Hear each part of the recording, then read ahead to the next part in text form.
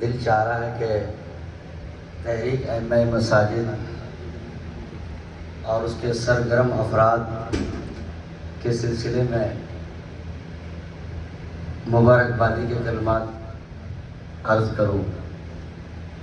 دوستو، یہ تحریک ائمہ مساجد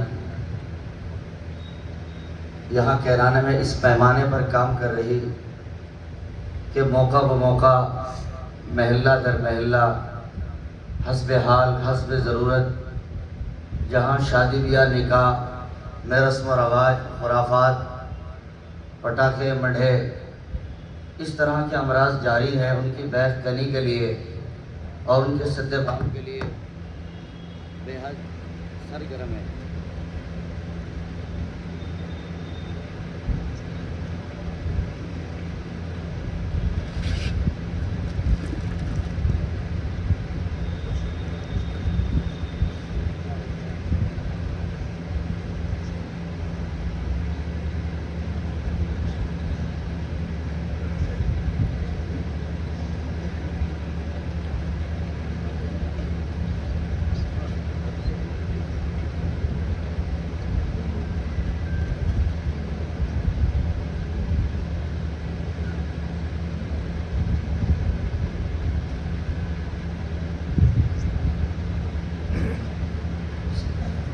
الحمدللہ۔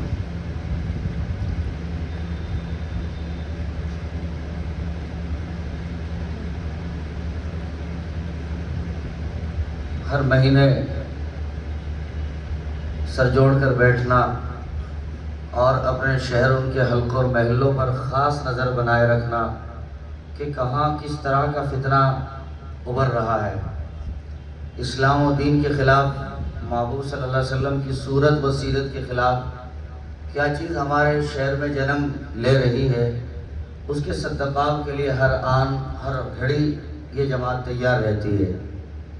بالخصوص مبارکبادی کے لائق ہے تحریک کے صدور حضرت مولانا محمد طاہر صاحب خطیب شاہی جامع مسجد اور اسی طرح حضرت مولانا عمران صاحب خطیب و ذمہ دار طالب القرآن حضور والی مسجد، اور ان کے ساتھ کام کرنے والے ان کے احبہ رفقا ائمہ محترم مولانا منور صاحب قاسمی کی شکل میں ہوں یا پھر مفتی فرحان قاسمی کی شکل میں ہوں، مفتی شہزاد صاحب، ہمارے قاری انیس الرحمن صاحب اور اتنے سارے شہر بھر کے علماء، ہمارے مولانا مرسلین ندوی صاحب، بڑے بڑے اصحاب علم اصحاب فکر اس تحریک کا حصہ ہیں۔ ہر ایک کے لیے دعا ہے اللہ تعالیٰ ہر ایک کو اپنی خاص محبت عطا فرمائے اور یہ جرأت اور حوصلہ ہر ایک کو عطا فرمائے۔ یقیناً اپنی جان کو جوکھوں میں ڈال کر، سچ اپنی جان کو جوکھوں میں ڈال کر، خطرات میں ڈال کر یہ حضرات عام بندوں کی طرح جہاں پٹاخے پٹکتے ہیں اور جہاں ڈی جے بجتے ہیں ان مقامات پر چلے جاتے ہیں۔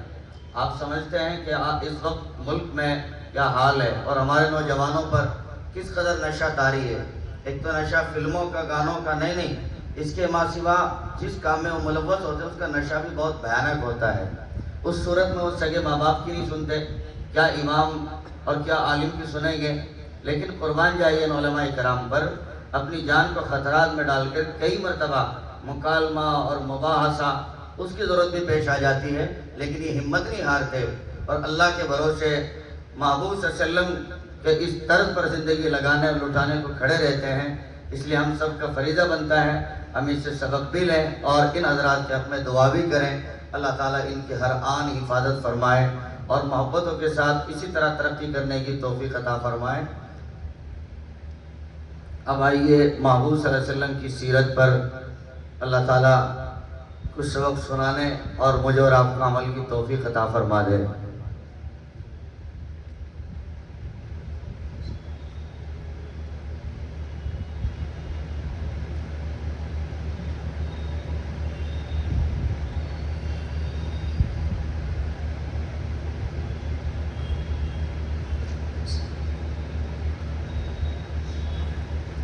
اعوذ باللہ من الشیطان الرجیم، بسم اللہ الرحمن الرحیم۔ النبی اولا بالمؤمنین من انفسهم وأزواجه أمهاتهم. عن أنس قال قال رسول الله صلى الله عليه وسلم لا يؤمن أحدكم حتى أكون أحب إليه من والده وولده والناس أجمعين. رواه البخاري. صدق الله العظيم. اللهم صل على سيدنا محمد وعلى آل سيدنا محمد وبارك وسلم. اللهم صل على سيدنا محمد وعلى آل سيدنا محمد وبارك وسلم. اللهم صل على سيدنا محمد وعلى آل سيدنا محمد وبارك وسلم.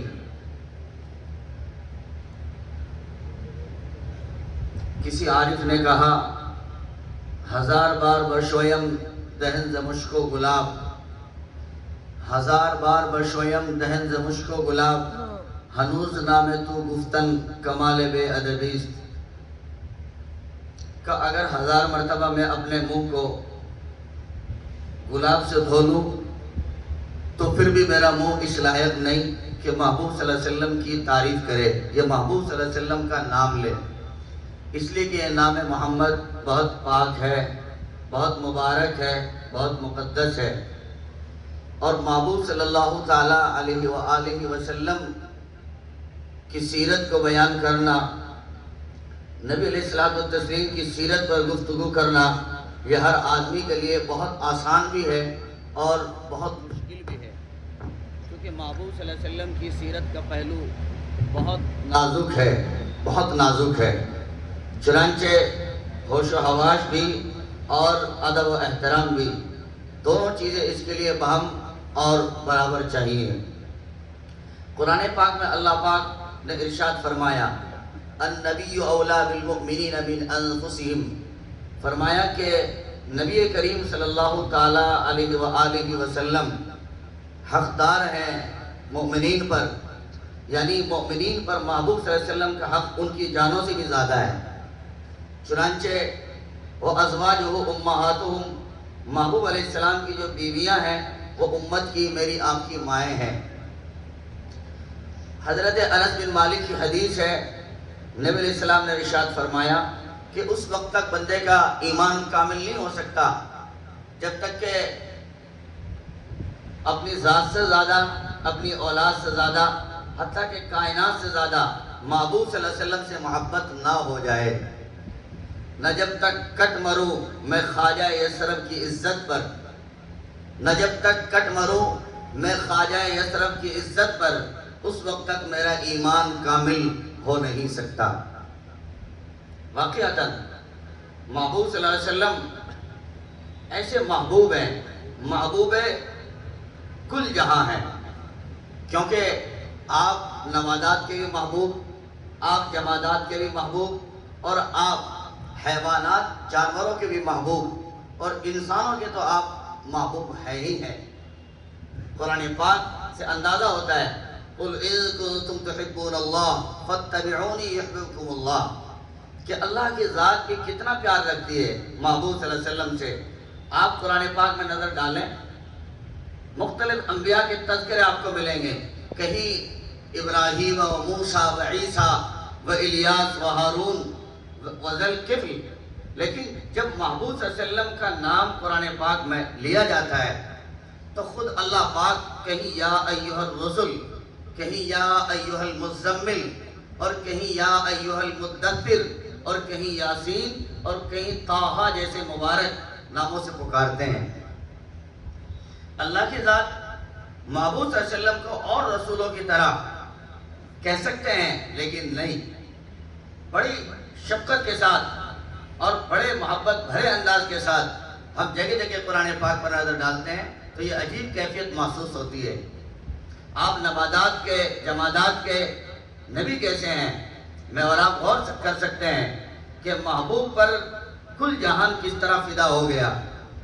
آپ ابتدا سے لے کر انتہا تک جب محبوب علیہ السلام کی ذات میں غور کریں گے اور حضور صلی اللہ علیہ وسلم کی تعریف کو پڑھیں گے، ہر جگہ نقش بالکل ممتاز اور ماسیوا نظر آئے گا کہ محبوب سے ہر شے محبت کرتی ہے. آپ غور فرما لیں، جمادات کی محبت، سیدنا ابوبکر صدیق رضی اللہ تعالیٰ عنہ کے گھر جب آپ جاتے ہیں تو منظر عجیب ہوتا ہے. آپ غور فرما لیں, محبوب صلی اللہ علیہ وسلم نباتات کے تعلق سے آپ نے ایک لمبے زمانے تک کھجور کے تنے پر خطبہ دیا. ایک وقفے کے بعد تمیم داری یہ ایک انصاری عورت نے محبوب صلی اللہ علیہ وسلم کے لیے جب ممبر بنوایا, یہ تو انہوں نے کہا یا محبوب صلی اللہ علیہ وسلم نے ان سے کہا, بہرحال مر غلامی کا نجار, بخاری میں الفاظ ہیں. محبوب صلی اللہ علیہ وسلم نے کہا کہ اپنے غلام بڑی سے حکم دو, وہ میرے لیے ان لی اعوادن, میرے لیے لکڑی کا کوئی ممبر تیار کریں تاکہ میں اس پہ بیٹھوں. چنانچہ جب محبوب صلی اللہ علیہ وسلم نے ممبر اختیار فرمایا تو جس تنے پر آپ ٹیک لگا کے خطبہ ارشاد فرمایا کرتے تھے وہ اس طرح رو رہا تھا. صحابہ کرام نے دیکھا کہ جس طرح کوئی بچہ رویا کرتا ہے, بلک بلک کر, سسک کر, محبوب علیہ السلام اوپر سے نیچے آئے اور باضابطہ اس کے سر پر ہاتھ رکھا, تب جا کر اس تنے کو قرار آیا. اس سے پتہ لگتا ہے کہ آپ نباتات کے لیے محبوب ہیں. کیا عجیب شان ہے.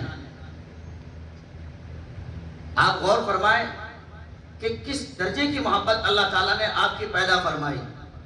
جس گھر میں آپ پیدا ہوئے, یعنی سیدنا عبداللہ رضی اللہ تعالیٰ عنہ کے گھر, اب چونکہ عبداللہ تو سفر پہ جا چکے تھے اور پیچھے ماں آمنہ کو چھوڑ کر گئے. میں مختصر طور پر تذکرہ کروں تاکہ وقت بھی بچے اور دوسرے عالم جو بڑے عالم آئے ہوئے ہیں وہ بھی اپنی بات ہمیں کہہ سنائیں. تو آپ چھوٹے چھوٹے وقت میں باتیں سنیں. محبوب صلی اللہ علیہ وسلم کا جب نکاح ہو گیا اور آپ نے تقریباً اپنے گھر میں 6 مہینے گزار لیے. 6 مہینے کے بعد محبوب صلی اللہ علیہ وسلم نے سوچا کہ بھی نکاح ہوا ہے, اب کچھ اس کائنات میں ہاتھ پیر مارنے چاہیے. چنانچہ محبوب صلی اللہ علیہ وسلم کے والد عبداللہ, انہوں نے ترتیب بنائی اور ایک قافلہ تجارت کا جا رہا تھا, اس کے ساتھ شرکت فرما لی. چنانچہ محبوب صلی اللہ علیہ وسلم کے والد گرامی ان کے ساتھ نکل گئے.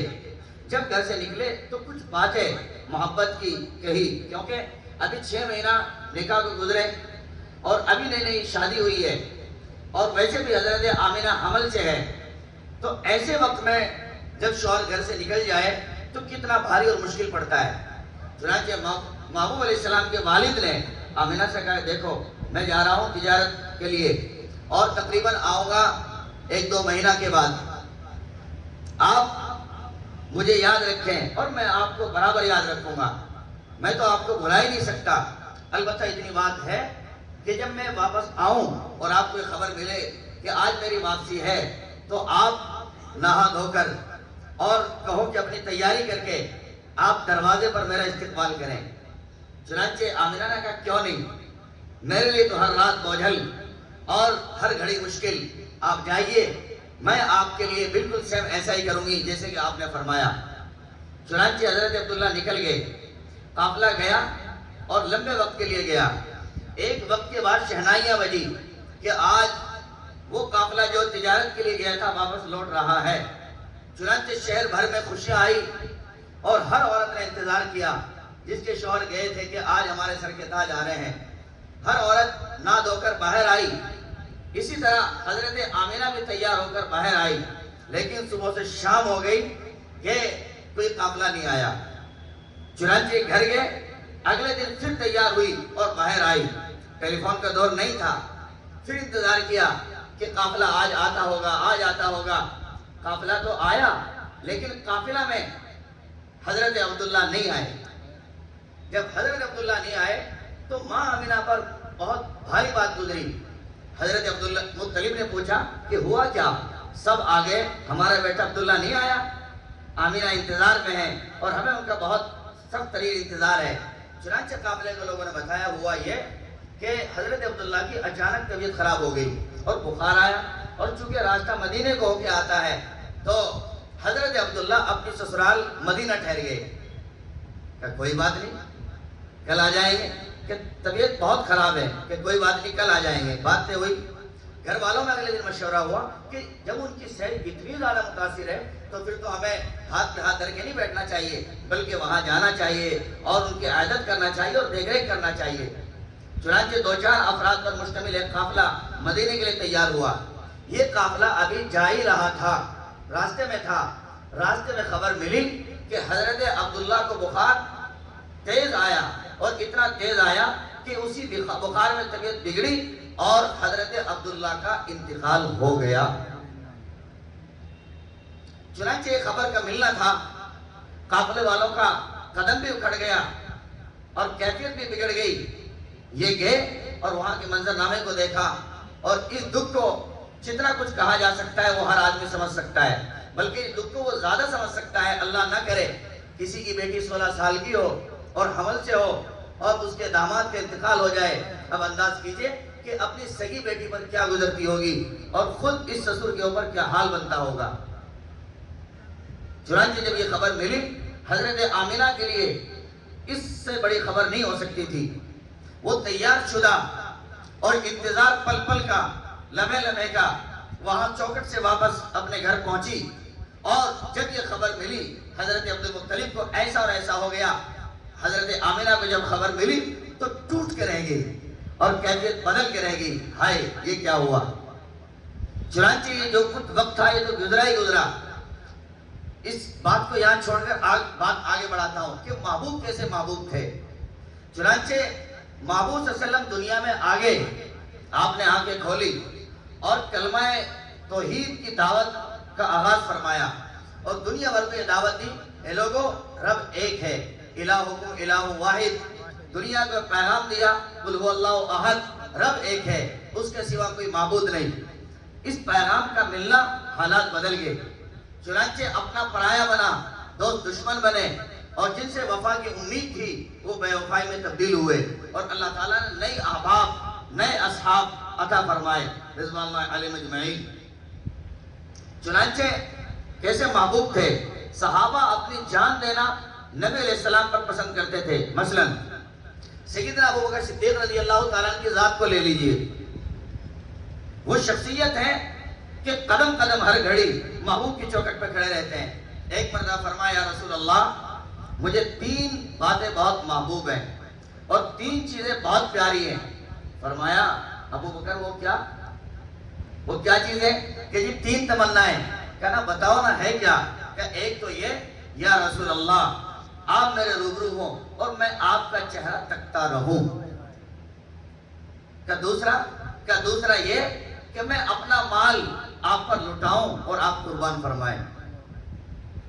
اور تیسری بات یہ کہ میری بیٹی آپ کے نکاح میں آ جائے، یہ میری تیسری چاہت ہے۔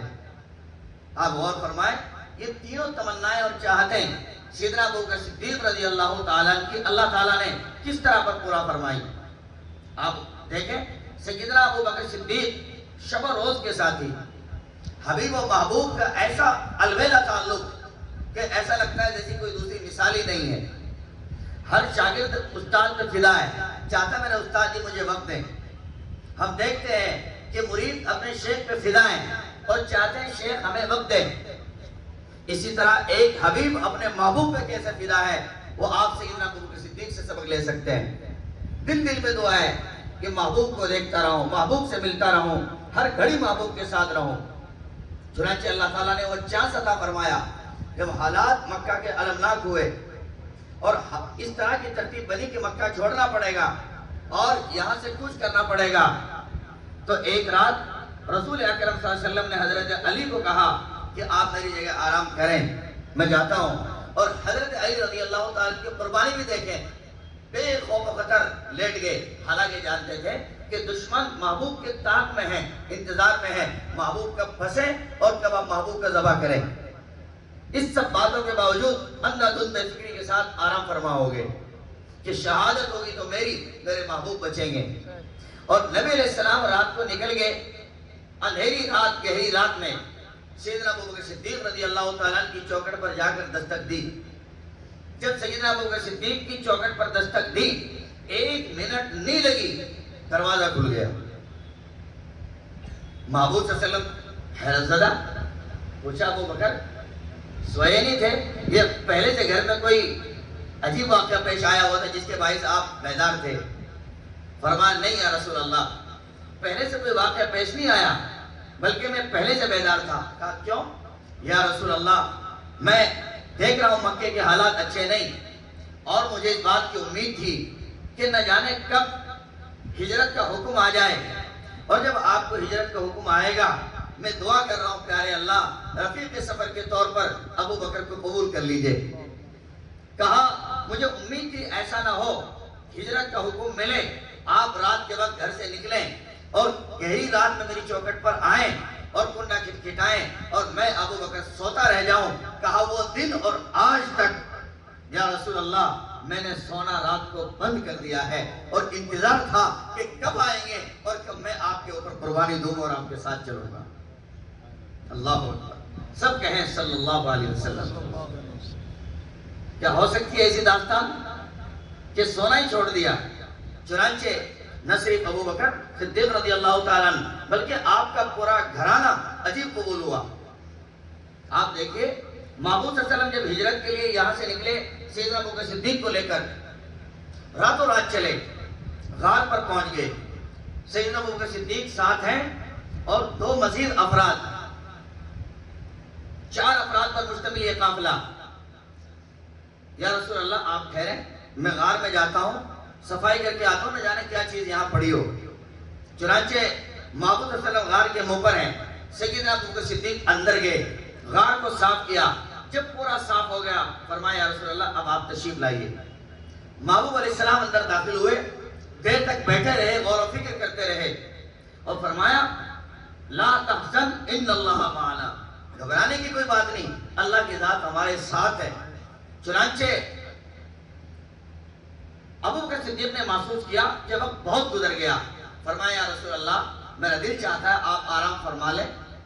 کہ بالکل، کہ کہاں آرام کریں؟ یا رسول اللہ ابو بکر کا بدن حاضر ہے، ابو بکر کی گود حاضر ہے، آپ میرے اوپر لیٹ جائیے، میری گود میں سر رکھ لیجئے اور میں نیچے لیٹا ہوا ہوں۔ چنانچہ ہوا بھی یہی، ابو بکر صدیق رضی اللہ تعالیٰ نیچے، اور آپ نے پیر کو اس طرح پھیلا لیا اور محبوب صلی اللہ علیہ وسلم آپ کی گود میں لیٹ گئے۔ کیا عجیب مثال ہے۔ پورے غار سور کے اندر ایک ایسا قصہ رہ گیا تھا کہ جہاں کچھ لگا نہیں سکے، ایک بل سوراخ، اس سوراخ میں ابو بکر صدیق نے اپنا پیر ڈال لیا۔ وقت گزرا، کوئی چیز آئی اور اس نے آ کر دستک دی، لیکن سیدنا ابو بکر صدیق ڈٹے بیٹھے رہے، پھر دستک دی اور پیر پہ کاٹنا شروع کیا۔ جب کاٹا اس کا زہر اور زخم لگا تو سیدنا ابو بکر صدیق کو تکلیف پہنچی، مگر ٹس سے بس نہیں، اس تکلیف کا اثر اتنا پہنچا کہ آنکھوں سے آنسو جاری ہوئے اور وہ آنسو محبوب صلی اللہ علیہ وسلم کے چہرے پر گرا۔ جب محبوب علیہ السلام کے چہرے پر گرا تو آپ کی آنکھیں کھلی۔ فرمایا ابو بکر کیا بات ہے، آپ رو کیوں رہے ہیں؟ کہ یا رسول اللہ کوئی جانور ہے میرے پیٹ کو کاٹ رہا ہے، اگر میں اسے ہٹا دوں مبادا آپ کو تکلیف پہنچائے۔ نہیں ابو بکر آپ ہٹائیں۔ انگوٹھا ہٹایا، پتہ لگا وہاں ایک سانپ ہے، وہ نمودار ہوا اور محبوب علیہ السلام کو دیکھا اور واپس چل دیا۔ محبوب علیہ السلام نے فرمایا ابو بکر یہ ایک اژدہا ہے، اور اس نے اس بات کی تمنا اور چاہت اللہ کے حضور پیش کی کہ یا اللہ آپ کے محبوب بلکہ محبوب کائنات میرے اتنے قریب سے گزر جائیں اور میں محبوب کا دیدار نہ کر سکوں، یہ تو میری بدقسمتی ہوگی، مجھے اجازت دیجیے تاکہ میں محبوب کا دیدار کر سکوں۔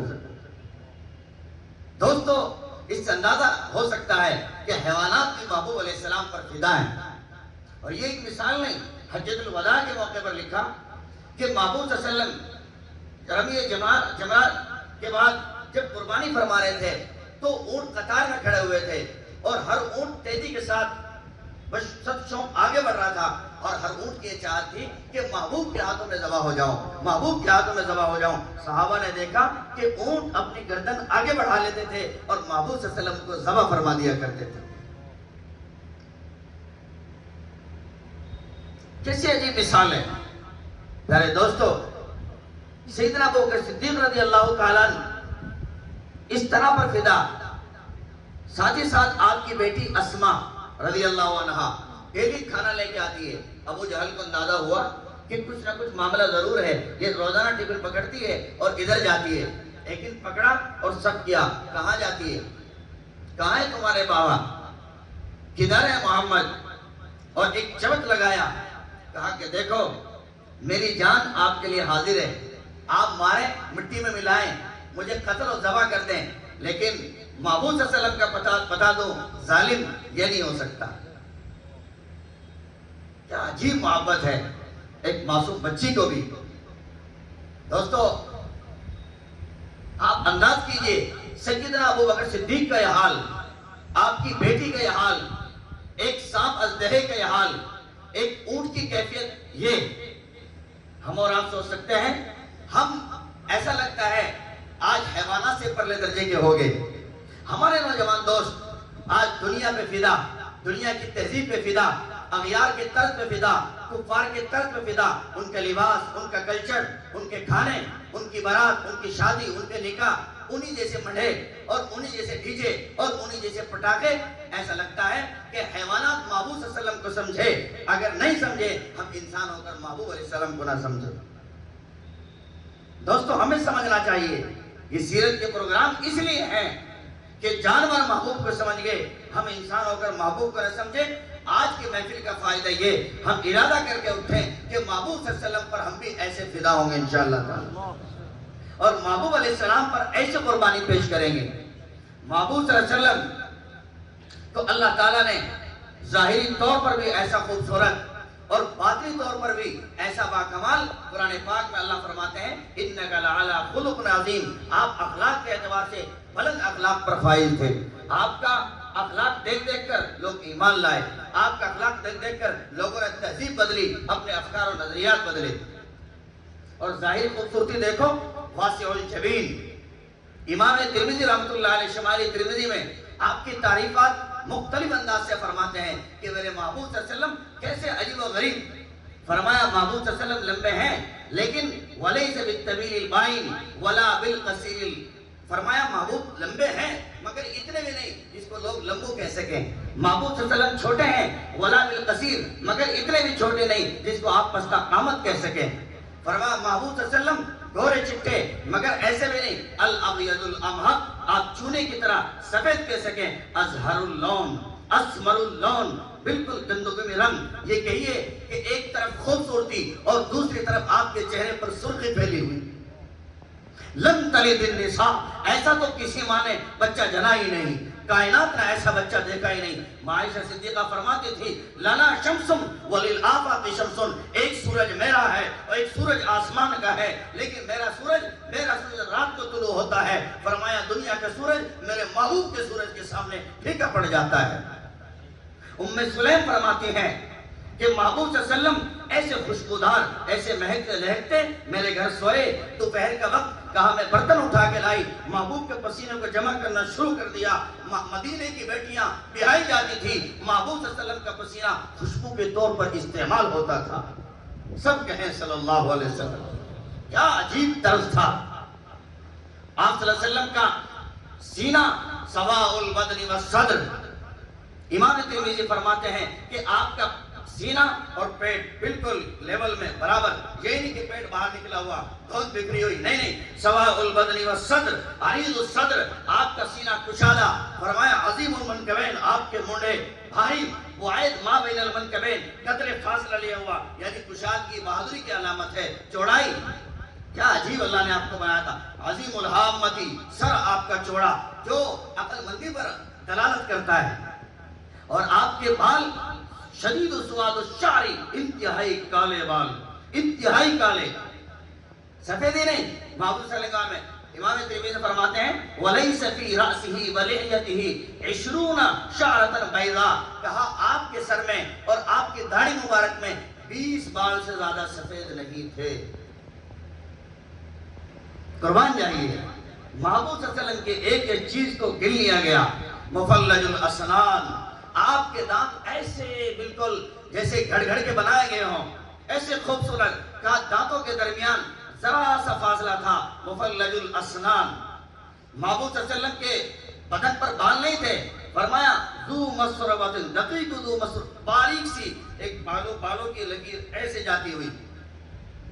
ایسا لگتا ہے کہ سر، پیر، سینہ، ہر چیز اللہ تعالیٰ نے اعتدال میں بنائی۔ معتدل الخلق، بادن متماسکن، کٹھا ہوا بدن، مضبوط بدن آپ صلی اللہ علیہ وسلم کا۔ ایسا نہیں ہو سکتا کسی کا، ایسا جمال، ایسی خوبصورتی، وہ محمد بھی احمد بھی محمود بھی، وہ محمد بھی احمد بھی محمود بھی، ذات مطلق کا شاہد بھی مشہود بھی۔ کیا عجیب بات ہے، وہ علم و حکمت میں غیر محدود بھی، کہ اللہ تعالیٰ نے آپ کو شان عطا فرمائی دی۔ آپ اور فرمائیں محمد اور اللہ، اللہ کے کتنے حرف ہیں؟ بولو دوستو، بھئی الف حمزہ اور ڈبل لام اور ہاں کتنے بنے؟ ایسا لگتا ہے جیسے 200 کی گنتی گننی پڑ گئی۔ 4 بنے نا؟ کتنے بنے؟ 4۔ اور محمد صلی اللہ علیہ وسلم کے الفاظ گنے، میم ہا میم دال، کتنے؟ دیکھا کیسا حسن اتفاق ہے۔ اللہ کی ذات میں 4 حرف اور معبود صلی اللہ علیہ وسلم کی ذات میں بھی 4 حرف۔ اور دیکھو محمد کا میم ہٹاؤ، محمد کا میم ہٹا تو حمد بچا۔ حمد کیا ہے؟ الحمدللہ رب العالمین۔ جیسے محبوب کا نام ایسا لگتا ہے جیسے قرآن کا آغاز بھی سیم ہے۔ کیا عجیب شان والے تھے کالی کملی والے۔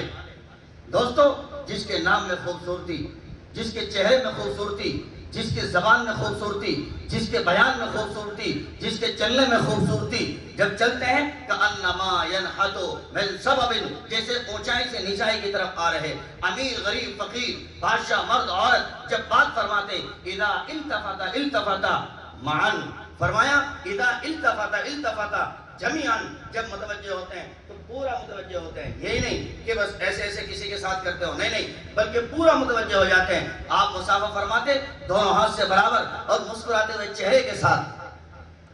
کیا عجیب شان اللہ تعالیٰ نے محبوب کو عطا فرمائی تھی۔ میرے بھائیوں، اللہ تعالیٰ میں محبوب صلی اللہ علیہ وسلم کے اخلاق اپنانے کی توفیق عطا فرما دے۔ صحابہ کرام کی تو جو کیفیات تھی وہ تو تھی، لیکن صحابہ کے بعد بھی وہ شاہ عجیب پیدا ہوئے۔ مثلا سید امام رفاعی رحمۃ اللہ علیہ بڑے عجیب درد کے آدمی تھے۔ محبوب صلی اللہ علیہ وسلم کے محبت میں اشعار لکھے، پورا ایک خزانہ لکھا، اور وہ خزانہ لکھ کر محبوب صلی اللہ علیہ وسلم کی چوکھٹ پر گئے۔ جب محبوب صلی اللہ علیہ وسلم کی چوکھٹ پر گئے تو انہیں عجیب انداز میں پڑھا، عجیب انداز میں کہا۔ یہ سن 555 ہجری کی بات ہے۔ فرمایا فی حالت البعد روحی کنت ارسلها تقبل الارض عنی فہی نائبتی۔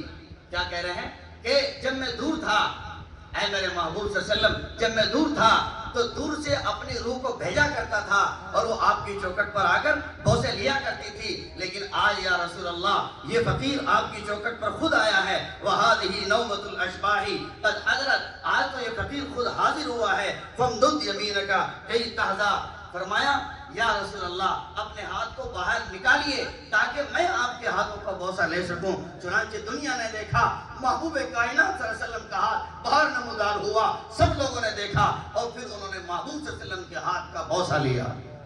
سب کہیں صلی اللہ علیہ وسلم۔ کیا عجیب عشق تھا۔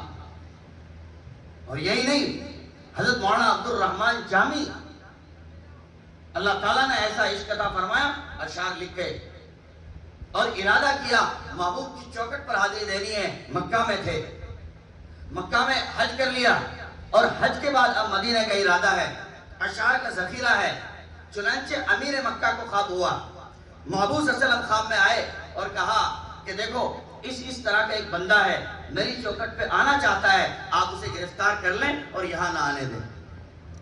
چنانچہ انہوں نے افراد دوڑائے اور ان کے یہاں آنے کا جو منصوبہ تھا اس کو کینسل کرایا۔ مطمئن وقت گزرا، وہ بھی عاشق صادق تھے، ایسے ماننے والا نہیں۔ لاک ڈاؤن لگ گیا، تراویح چھٹی، نماز چھٹی، روزوں کی چھٹی، ہر چیز کی چھٹی، جی حالات ذرا سے خراب ہو گئے، اب نہ جمعہ نہ نماز، کوئی چیز نہیں، حالات بگڑ گئے۔ عاشق صادق، چاروں طرف سے حالات بند، جا نہیں سکتے۔ چنانچہ بھیڑ والوں سے بات چیت کی، کہا مجھے اپنے ساتھ رکھ لو گے، میں آپ کے بھیڑوں کی نگرانی بھی کروں گا اور آپ کے ساتھ ساتھ سفر بھی کروں گا۔ کہا بہت اچھا، چلیں۔ اس سے پہلے ایک واقعہ اور ان کے زندگی کا عجیب، ساتھ جا رہے، اونٹ والوں سے کہا مجھے اپنے ساتھ لے لیں اور صندوق میں بند کر لیں، اس لیے کہ درمیان میں چیکنگ ہے۔ چنانچہ صندوق میں بند ہے، چیکنگ آئی، انہوں نے کہا ہم غریب ہیں، پریشان، ہمیں تنگ مت کیجئے۔ کہا نہیں، چنانچہ ان کو تنگ کیا اور چیک کیا، پکڑے گئے۔ دوسری مرتبہ بھیڑ کے سہارے آگے بڑھ رہے اور دھیرے دھیرے دھیرے دھیرے دھیرے اپنا سفر طے فرما رہے۔ وہ وقت آ گیا کہ وہ پہنچ گئے محبوب صلی اللہ علیہ وسلم کے مدینہ میں. امیر مکہ کو پھر خواب ہوا, کہا جن کے بارے میں کہا کہ وہ آنا نہیں چاہیے, وہ تو پہنچ گیا ہے اور فلاں فلاں مقام اور فلاں فلاں راستے سے آ رہا ہے. چنانچہ انہوں نے چھٹی دوڑائے اور ان کو بھیج کر کے ان کو اریسٹ کرا لیا, جیل میں ڈلوا دیا. ان کے حالات ان پر عجیب کیفیت. چنانچہ پھر تیسری مرتبہ امیر مکہ کے خواب میں محبوب صلی اللہ علیہ وسلم آئے اور فرمایا کہ دیکھو وہ کوئی ظالم نہیں, وہ میرا عاشق صادق ہے. اور قصہ یہ ہے کہ اس نے ایسے اشعار لکھے ہیں, اگر وہ اشعار وہ میرے روزے پہ آ کے پڑھ دیتے ہیں تو پھر سنو, مجھے ان کے پرتے محبت میں مجھے روزے سے باہر آنا پڑے گا. صلی اللہ علیہ وسلم, کیا عجیب عشق تھا میرے بھائیوں. ان کے سینوں اور سفینوں میں ایسا عشق. ہم بھی تو اپنے آپ کو کچھ گرمائیں, ہم بھی تو اپنے کچھ منصوبے اور ارادے بنائیں کہ ہمیں محبوب صلی اللہ علیہ وسلم جیسا بننا ہے, محبوب علیہ السلام کا ترجمان بن کر اس زمین پہ اس جہان پہ جینا ہے. نبی علیہ السلام جیسا کاروبار, آپ جیسے اخلاق, آپ جیسی بات, آپ جیسا انداز, آپ جیسے شادی بیاہ نکاح, آپ جیسی منگنی کا نظام, وہ سب کچھ ہمیں ویسا مرتب کرنا ہے. دوستو کریں گے نا انشاءاللہ تعالی. حجت الاسلام حضرت مولانا قاسم صاحب نانوتوی رحمۃ اللہ علیہ بانی دارالعلوم دیوبند, کیا ان کا عشق عجیب مثالی ہے. دور سے جوتے اتار لیا کرتے تھے اور کس طرح وہاں زندگی گزارتے تھے. فرمایا امیدیں ہیں لاکھوں لیکن بڑی امید یہ ہے, امیدیں ہیں لاکھوں لیکن بڑی امید یہ ہے کہ ہو سگانے مدینہ میں میرا نام شمار. کیا عجیب بات فرمائی. تو امیدیں تو بہت ہیں لیکن سب سے بڑی امید اور چاہت میری یہ ہے کہ مدینے کے کتوں میں کم از کم میرا نام آ جائے. تو سوچ سکتا ہے کیا عجیب بات کہی. ہو سگانے مدینہ میں میرا نام شمار, جیوں تو ساتھ تیرے سگانے حرم کے پھروں اور مروں تو کھائے مجھ کو مدینے کے مور و مار. میرے بھائیوں, ہم اللہ تعالیٰ سے محبوب صلی اللہ علیہ وسلم کی محبت مانگیں, محبوب صلی اللہ علیہ وسلم کا عشق مانگیں. جب محبوب کا عشق ہوگا تو محبوب صلی اللہ علیہ وسلم کے رنگ میں رنگنے کی توفیق ملے گی, محبوب صلی اللہ علیہ وسلم جیسا بننے کی توفیق ملے گی. آج ہمارے نوجوان دوست بقول ہمارے شیخ و مرشد حضرت مولانا شیخ صلاح الدین صاحبی نقشبندی مجددی, کہا یہ نوجوان جو ان کے بال گال چال ان کی جو شکلیں بدلی ہوئی ہیں, کہا یہ کسی نہ کسی پہ فدا ہیں, کسی نہ کسی پہ مرتے ہیں. کہا کوئی فلم والے پر, کوئی کرکٹ والے پر فدا ہے. کہا انہی جیسے بال, انہی جیسی چہرے, انہی جیسے مہرے, انہی جیسی انداز اور انہی کے اسٹائل میں چلتا ہے, کھاتا ہے, پیتا ہے. کہ یہ بتاتا ہے کہ دل کسی کو دے بیٹھا ہے, کاش یہ دل کا رخ محبوب صلی اللہ علیہ وسلم کی طرف ہو, محبوب صلی اللہ علیہ وسلم کی سیرت اور صورت کو پڑھا جائے اور ہم پھر محبوب صلی اللہ علیہ وسلم کے نقش کو اختیار کریں, آپ کے انداز کو اختیار کریں. اس طرح ہم اپنے اندر جذبات لیں اور محبوب صلی اللہ علیہ وسلم پر درود پاک پڑھنے کا ایک اہتمام شروع کریں. چھوٹا سا درود پاک صلی اللہ علیہ وسلم, منٹ بھی نہیں لگتے, ایک منٹ میں کتنا ہی سارا ہو جاتا ہے. جب بندہ پڑھتا ہے تو دوستو اندر نیکیوں کا مزاج پیدا ہو جاتا ہے, اعمال پر چلنا شروع ہو جاتا ہے, نمازوں کی محبت پیدا ہونا شروع ہو جاتی ہے. اور ظاہری طور سے میں اپنے آپ کو ویسا بنانے کی کوشش کریں. اللہ تعالیٰ ان چند باتوں پر مجھے بھی آپ کو بھی عمل کرنے کی توفیق عطا فرمائے اور اللہ تعالیٰ ہمیں محبوب کے نقشوں پر چلنے کی توفیق عطا فرمائے. اب ہمارے مابین عظیم عالم دین, ملک بھر میں کام کرنے والے ہمارے مابین تشریف لائے ہیں. دعا ہے اللہ تعالیٰ حضرت کی عمر میں برکت عطا فرمائے اور حضرت کی ذات سے ہمیں بھرپور نفع اٹھانے کی توفیق عطا فرمائے. وما توفیقی الا باللہ.